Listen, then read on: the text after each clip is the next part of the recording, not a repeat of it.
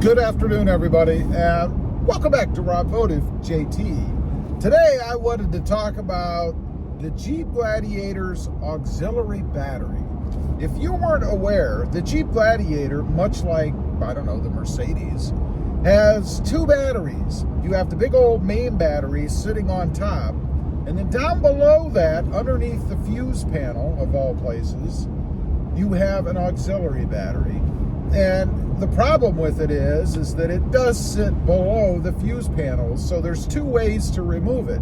You can supposedly, and I've never done it, but we're gonna be, I'll get to that soon, but you can either remove the fuse panel itself. Sounds like kind of a daunting endeavor to me for just a novice, especially for somebody who's never done it before. Or you can, again, supposedly access it by removing the inner fender liner. I'm not sure which is the best way to go, although the least risk would be removing the fender liner so that you're not messing with that fuse panel. I mean, I can just see all kinds of problems or potential for problems in messing with that fuse panel. Could you imagine if you don't reseat it correctly, or you leave something off, or God forbid break something? What a bummer. So what is this battery for? Well, it's just as the name implies, it's an auxiliary battery. If there's a fault in it, you're going to have an error on the stop-start system. And recently I just found out on my buddy Randall's Jeep Gladiator, you're going to have a problem with your auxiliary switches. You know, there's that panel down below, right in the center, where you can have auxiliary switches. I believe there are 4 to control accessories and things, lights, whatever. If that battery runs low, you're going to get a message somewhere on the screen that says there is some kind of a failure while the auxiliary battery is charging. So I guess you get to sit and wait until it gets enough charge in it to come back up and be functional. Although this just started happening in Randall's Gladiator, and it does seem to come back up. In other words, he can use that auxiliary panel to control what he wants to control, sounds like shortly after running the truck for a little bit. But when it gets to that point, that's where you have to do something with it. Because I assume, if you're like me, you want everything to function properly in the truck, particularly when it's not that old. I mean, Randall's, I believe, is I think it's a 2020. So 20, 21, 22, 23, it would be somewhere around 4 model years old at this point. And to already be having problems with something like that, an auxiliary battery, that's a bummer.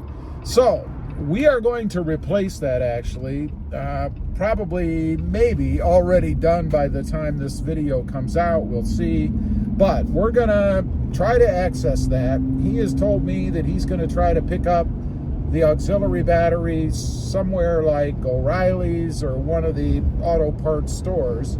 You can buy them, and they're really not very big. They're basically a lawnmower type battery as far as size goes. I don't know what the cost is going to be yet. We'll go over that once we actually have the battery, or he has the battery. I'm not paying for it, and let you guys know what the cost is. My only concerns in doing it, actually, again, are accessing it. You know, taking the terminals off and replacing the battery, that's not that big of a deal. Now, I want to address something else. I've had some comments on the channel. People have mentioned that you can defeat the auxiliary battery and the auto stop system by simply disconnecting the auxiliary battery.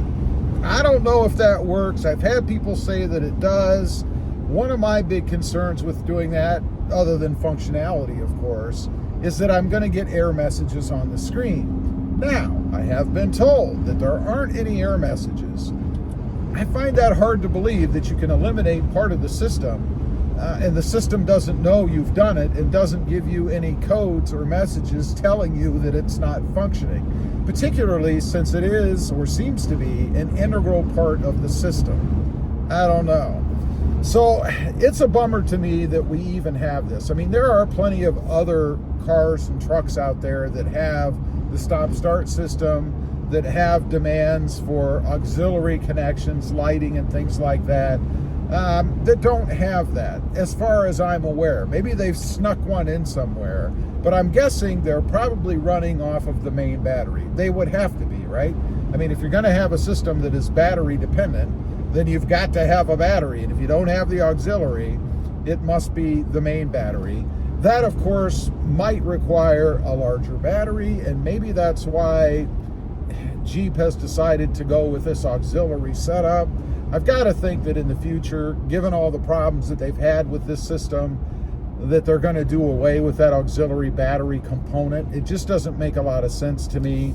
Now, one other thing I want to mention, or maybe a couple, there have been other theories out there about eliminating the auto stop system, in essence, cutting out the auxiliary battery. One of them is disconnecting one of the plungers that's under the hood. There's a plunger under the hood that when the hood shuts, it pushes it down, completes the circuit, doesn't throw a message on your gauge cluster that says the hood is open. I've been told that if you disconnect one of those, it gets rid of the system. In other words, the auto stop will not function. Now, let me say, I have tried this myself.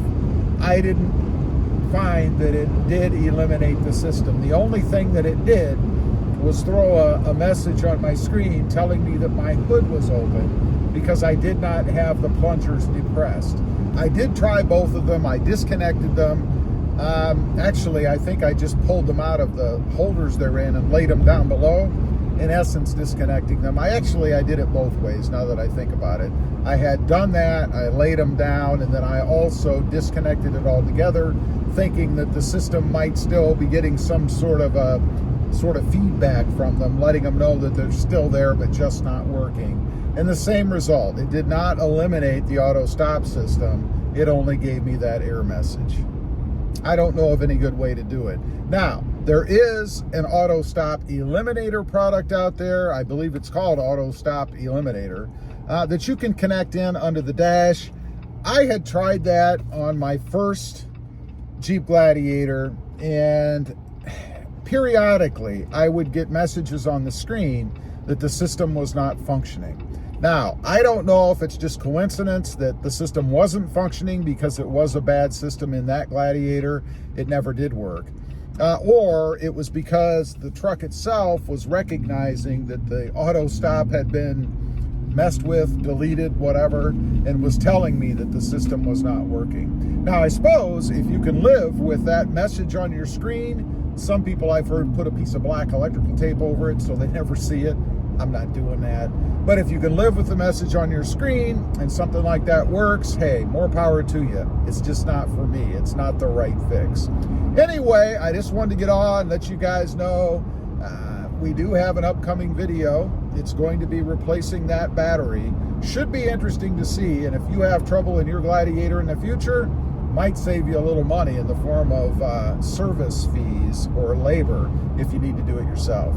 Leave a comment. Let me know. Ever done that change? Ever replaced that battery? I'd be curious to know. Also, real quick, I do have 2 additional channels. Rob Motive, all about the Toyota Tacoma, no auxiliary battery, and Mod Driven, all about the Honda Civic. Check them out, and if you're interested, why not subscribe? And while you're at it, smash the subscribe button here too. Thanks for watching. Stay safe out there. Bye.